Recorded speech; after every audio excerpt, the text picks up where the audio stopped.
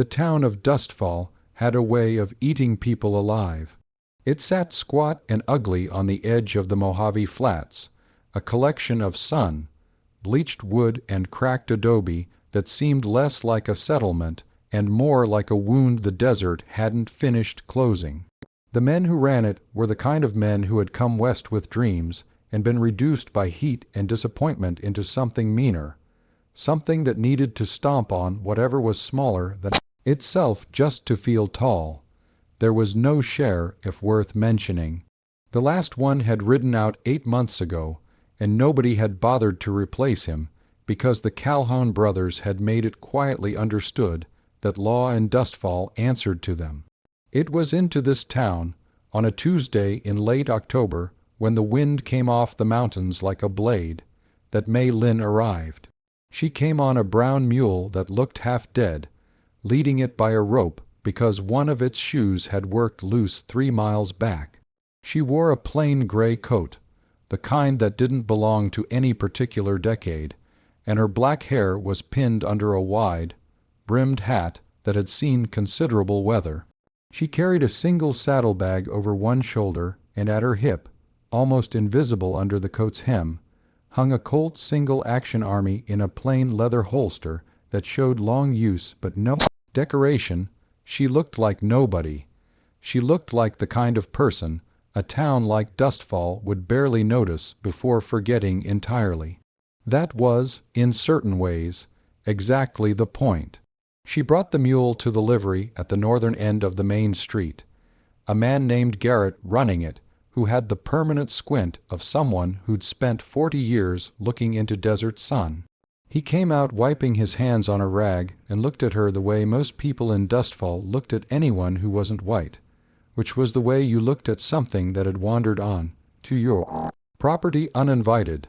She told him, in English that carried no accent whatsoever, that the mule needed shoeing and water and hay, and that she'd be staying in town a few days and would pay in advance. She set $3 silver on the fence post beside him without being asked. Garrett looked at the money, looked at her, picked up the coins, and said nothing beyond telling her the boarding house was on the south end if she was looking for a bed. She thanked him and walked south. The boarding house was run by a woman named Clara Fitch, who was 60 years old and had the firm, tired kindness of someone who'd stopped being surprised by the world a long time ago. She gave Mei Lin a room on the second floor overlooking the alley, took her money without comment, and brought up a basin of water and a clean towel without being asked. It was the most courtesy Mei Lin had received in 4 days of riding. She washed her face, checked the loads in her colt, and went to find something to eat. The saloon was the only place in Dustfall that served food after dark. It was called the Broken Spur, and it smelled like every saloon she had ever been in, which was the smell of spilled whiskey and old smoke, and the particular desperation of men who had nothing better to do with an evening. She found a table in the back, ordered beans and bread from a harried young man with a split lip who was clearly the least important person in the room, and ate quietly while she read the faces around her.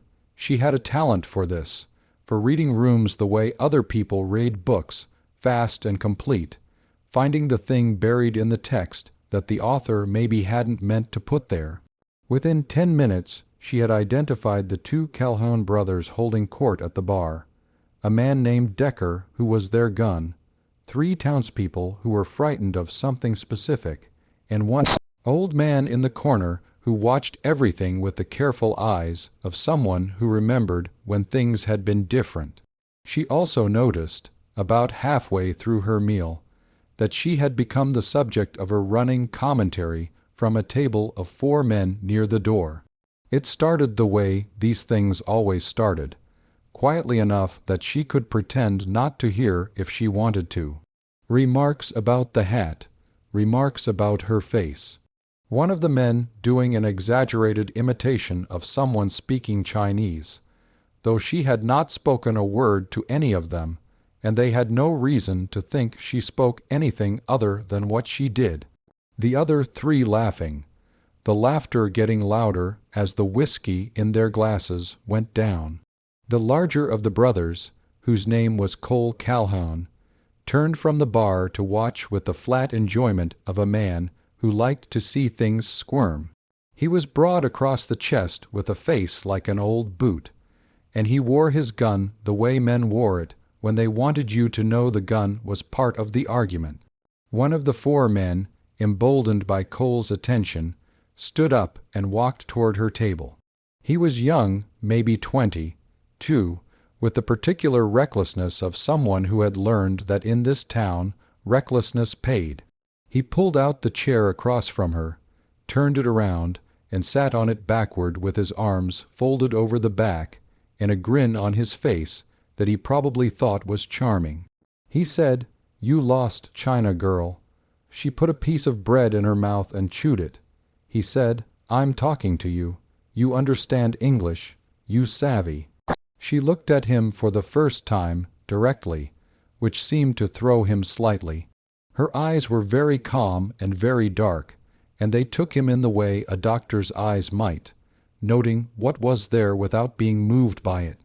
She said, "I understand it fine." "Well, good," he said.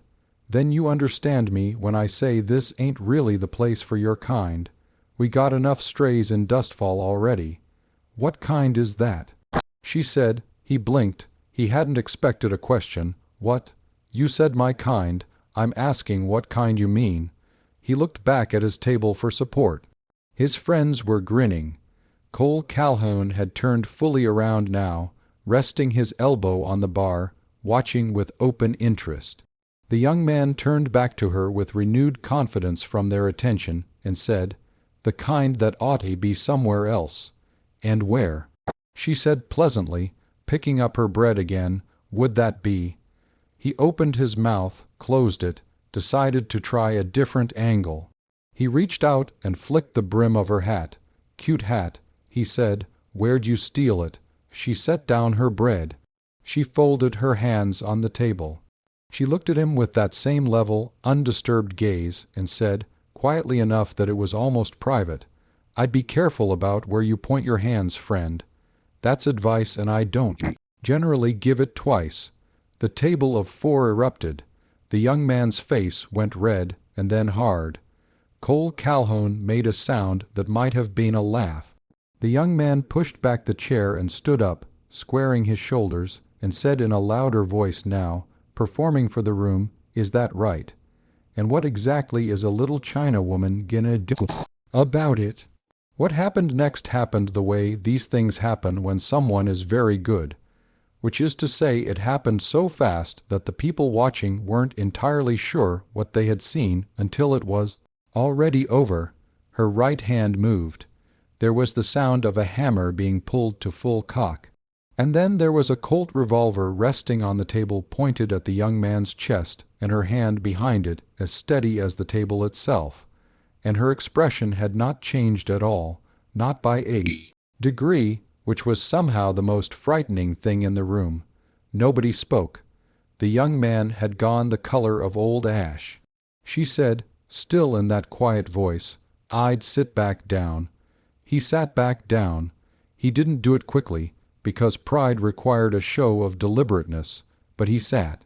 She held the gun on the table for another 3 seconds, then holstered it in a motion so smooth it seemed almost lazy, and picked up her bread and finished her meal.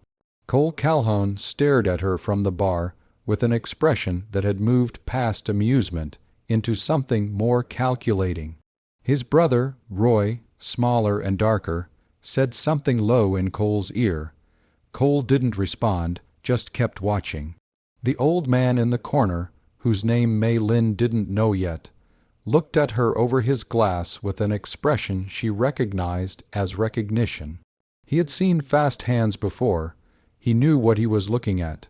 She finished her meal, paid the young man with the split lip, and went back to the boarding house and slept without difficulty. She had come to Dustfall for a specific reason, and it had nothing to do with any of the men in that saloon. 3 weeks earlier, in a town called Ridgeline, 50 miles to the north, a man named Thomas Yee had been found at the bottom of a mine shaft with 2 bullets in his back.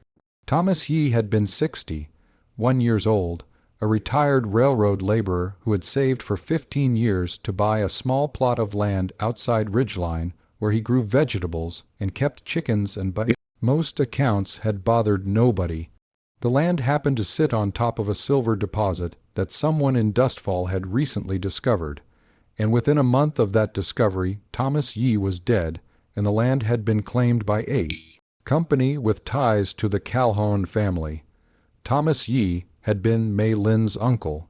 She had been in San Francisco when the letter came from his neighbor, a Paiute woman named Sada, who had watched the whole thing happen and written it down in careful English and mailed it to every address she had for Thomas's family.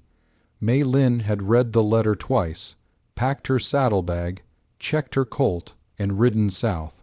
She was not, in the strict sense, a lawwoman.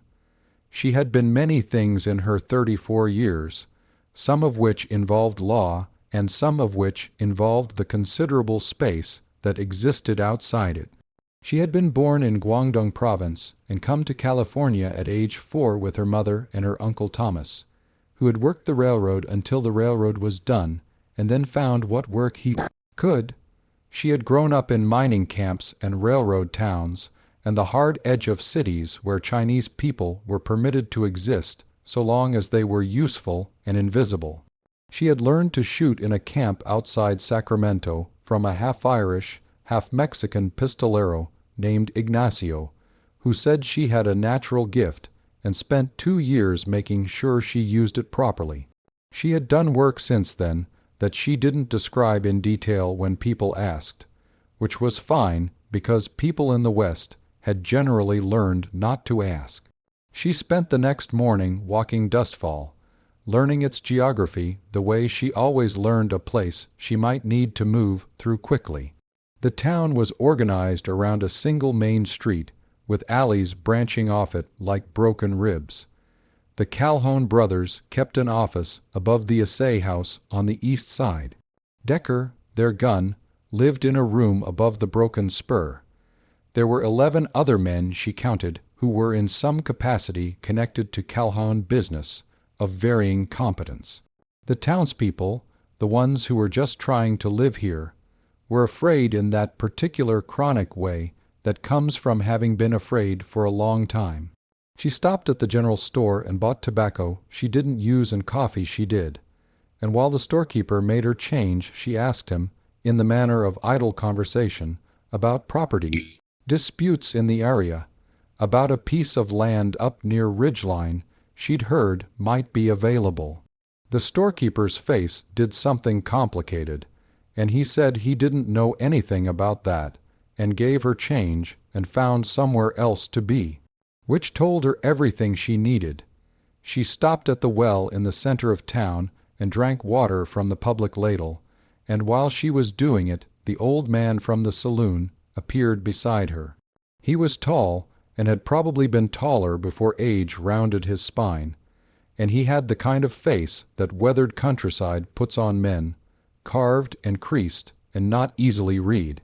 His name, he told her without being asked, was Aldous. He had been a deputy marshal in Colorado in what he called the old days. He had retired to Dustfall before Dustfall became what it was now. He said, "You know what you're doing, coming here."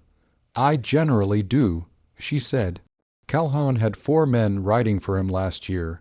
He's got 11 now. He's been bringing them in since the Ridgeline business. She handed the ladle back and looked at him. "You know about that. Everybody here knows about it. Nobody here will say it out loud." He looked at the ground between his feet. "Thomas Yee was a good man. I came through Ridgeline twice in the years I was riding, and he always had something growing, always waved when you passed. There was no call for what they did." "No," she said, "there wasn't. What is it you're planning to do?" he asked, and his voice was careful, not challenging, genuinely asking. "I'm planning to take his land back," she said, "and see the men responsible answer for what they did." Aldous was quiet for a moment. The law around here is whatever Cole Calhoun says it is. I'm aware. And you're one person." She smiled at him, and it was a real smile, not a hard one, the kind that knows something and is patient about knowing it. She said, "I've done more with less." He looked at her for a long moment and then nodded slowly once, with the gravity of a man making a decision. He said, "I've got papers, filed copies of the original land grant for Thomas's plot. Kept them because something felt wrong about the whole thing from the start, and old habits die hard. If you can't get this in front of a legitimate court, those papers mean something. I'll want to see them." She said, "Come by my place this evening. I'm on the alley behind the livery." She thanked him and went to look at the assay house. What she was building, quietly and carefully, was not a plan to shoot her way through Dustfall, though she was prepared to do that if it came to it. What she was building was something more durable. There was a federal land office in a town called Benson, 2 days' ride east, and there was a U.S. Marshal posted there named Abernathy, who had a reputation, relayed to her by a lawyer in San Francisco who owed her a favor, for being both honest and stubborn. What she needed was evidence sufficient to get Abernathy to ride to Dustfall, and documents sufficient to void the fraudulent land claim, and testimony from at least one person in Dustfall willing to speak on record. 3 things, none of them simple, all of them possible. The trouble arrived that afternoon. She was at Aldous' house looking at the land papers, which were exactly what he'd said they were, and in good order, when Decker knocked on the door. She knew it was Decker before she opened it because she had seen the way he walked from across the street that morning, and his walk was distinctive. The walk of a man conscious of the gun on his hip, and making sure others were too. She opened the door and stood in it and said nothing, waiting. Decker was a lean, coal-dyed man of about 40, with a dragoon mustache, and the flat professional effect of someone who didn't go in for theater. He looked at her and said, "Cole wants to talk to you. Tell him to come here," she said. Decker blinked, very slightly, which was probably the closest he came to surprise. He said, "That's not how it works." "It's how it works today," she said. He looked at her for a moment, recalibrating. He said, "You carrying that Colt?" "Always," she said. "You're fast," he said. "I heard about last night." "You heard something?" "I've seen fast," he said, and there was something in his voice that wasn't exactly a threat, but was in the same neighborhood. "I've been fast myself." "Then you know," she said. "That fast isn't the whole story. It's what you do with it that counts." He stood there another moment, then turned and walked back toward the assay house. She watched him go, and then closed the door and looked at Aldous, who had aged 5 years in the last 2 minutes. "He'll be back," Aldous said. "I know," she said. "I need you to do something for me. I need you to take those papers and ride east tonight. Go to Benson, find Marshal Abernathy, tell him about Thomas Yee, and show him the documents, and tell him there's a woman in Dustfall who will have testimony and witnesses ready when he arrives. Can you do that?" Aldous looked at the papers in his hands and then at her. He said, "I'm 71 years old. I know. You're asking me to ride 2 days in the cold. I know. I'm sorry. But you're the only one here I trust to do it right and not lose his nerve on the road." He was quiet for a while. The wind moved in the alley outside. She waited, not pushing, giving him the space to find his own way to it. Finally he straightened up, which required visible effort, and said, "You'll need more time than I can buy you." "I'll manage the time," she said. He took the papers, folded them into his coat, and told her to leave before dark so nobody connected their meetings. She thanked him and left. Cole Calhoun found her at the boarding house that evening. He came without Decker, which was either a sign of confidence or of the kind of intelligence that knew 2 men in a small room could be harder to manage than one. He was more even, tempered than she'd expected, more thoughtful in his presentation, the kind of dangerous that learned to wear patience as a coat. He sat in the chair Clara Fitch provided and looked around the room and said, "You don't have much." "Enough," she said. "You're Thomas Yee's relation," he said. There was no point in denying it. She said, "His niece." He nodded slowly, as if this confirmed something. He said, "I understand why you're here. I want you to understand that the business in Ridgeline was legal. The claim was filed correctly. The land changed hands the way land changes hands. Thomas had 2 bullets in his back," she said. "Mines are dangerous places," Cole said. His voice was untroubled. "He wasn't a miner. He was a farmer. He was trespassing on a closed mining operation." Cole spread his hands, the gesture of a man being reasonable. "I'm sorry for your loss. I mean that.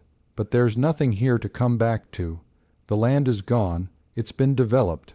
And whatever you thought you might find here to contest, that is not going to be found." He looked at her with those flat, measuring eyes. "I'm telling you this as a courtesy, as advice." She thought of what she'd said to the young man the night before about advice. She said, "I appreciate the courtesy." "Good." He stood. "Dustfall's a hard place for someone alone. I'd recommend moving on in the morning." After he left, she sat for a while thinking. He didn't know about Aldous and the papers, which meant he didn't know about Benson and Abernathy. He thought she was alone. He thought whatever she'd come for could be frightened off with a polite conversation, and the implied weight of what happened to people who weren't frightened off. He was not, she recognized, a stupid man. He had miscalculated anyway, because he had looked at her and seen only the obvious things: a lone woman, a foreigner, a person without connections or standing in Dustfall, and had failed to see beneath those things to what was actually there. Most people made that mistake. She had spent 34 years in a country that looked at her and saw the surface and stopped there. It was, when she had finally accepted that she could not change it, something she learned to use. She woke at 3 in the morning to the sound of someone in the alley below her window.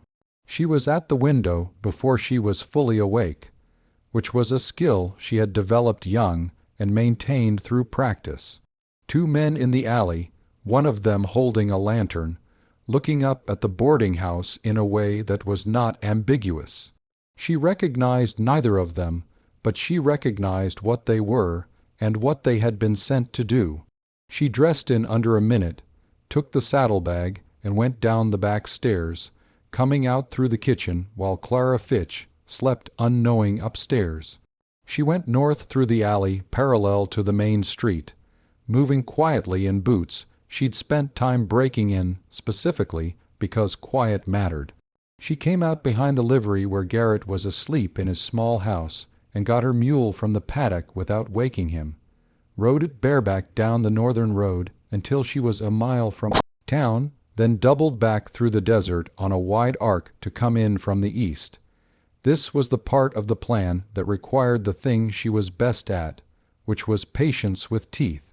She tied the mule behind a rock formation she'd identified that morning and climbed the low ridge that ran parallel to the eastern edge of Dustfall.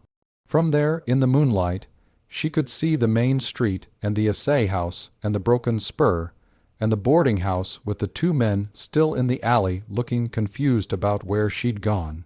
She watched for 2 hours while Cole Calhoun's world went about the business of looking for her, and she learned in that watching exactly what she needed to know about how many men he had, where they were posted, and when they stopped paying close attention.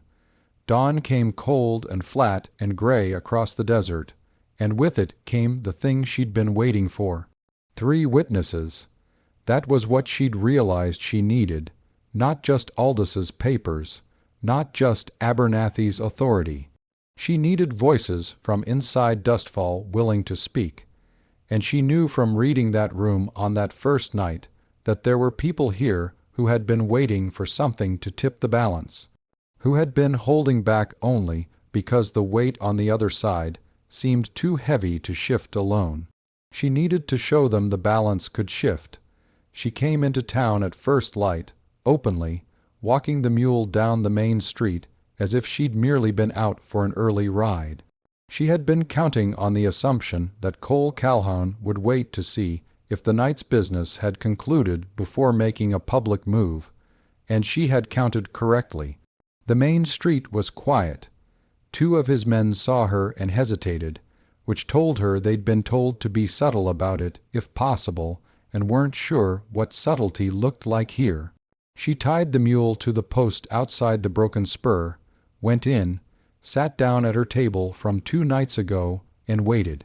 The young man with the split lip appeared, and she ordered coffee, and while he was getting it, she said, quietly and without looking directly at him, "Your lip. Is that Calhoun's work?"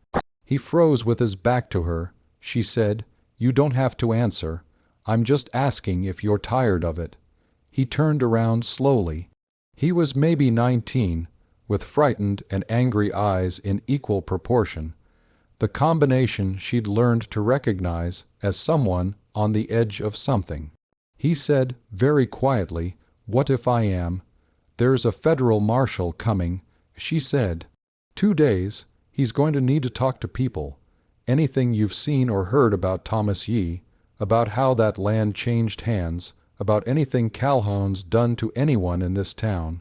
You think about whether you want to be one of those people. He stood there for a moment and then went and got her coffee without another word. She didn't know yet whether she'd planted something or nothing, but she'd planted it. The storekeeper came in an hour later, ostensibly for his morning coffee, but his eyes found her immediately, and she knew the word had moved. This was the thing about small towns. Information moved through them like water through dry ground, fast and complete. By mid-morning she had spoken quietly to 4 people, Clara Fitch among them, and she had read in their faces the careful arithmetic of people deciding whether to be brave. Cole Calhoun found her at noon. He came with Decker and 2 other men, which told her the politeness of last evening was over. They came to the middle of the main street where she was standing without any particular drama, just standing in the sun watching the street, and Cole stopped 10 feet away, and Decker stopped at his right shoulder, and the 2 other men spread slightly, which was professional, if not particularly subtle. Cole said, "You should have left last night. Didn't feel like it," she said. "I gave you good advice." "You did," she said. "It was solid advice in a world where your version of events was the only one. But there's a man riding east right now with papers that tell a different story, and there's a marshal in Benson who I'm told is old-fashioned enough to care about things like that." Cole's face changed. Not dramatically, not the way faces changed in stories, but some